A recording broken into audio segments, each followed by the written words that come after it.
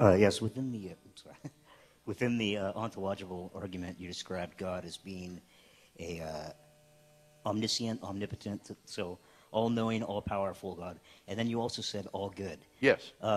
So in this concept of the multiverse, where God is confirmed simply because if he's possible, then he must actually exist in reality. How do you argue against the idea that there is also an all-evil God within the infinite realm of possibilities? Wouldn't he then be a necessary component of that multiverse?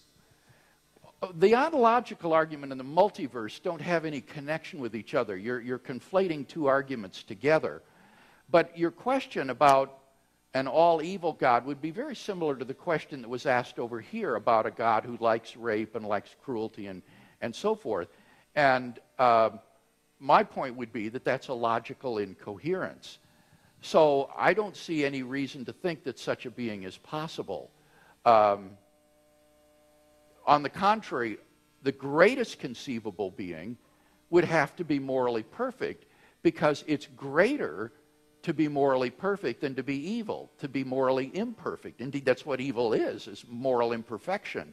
So if we're talking about a greatest conceivable being, I think it's very clear that moral perfection would have to be one of the components of what it means to be maximally great.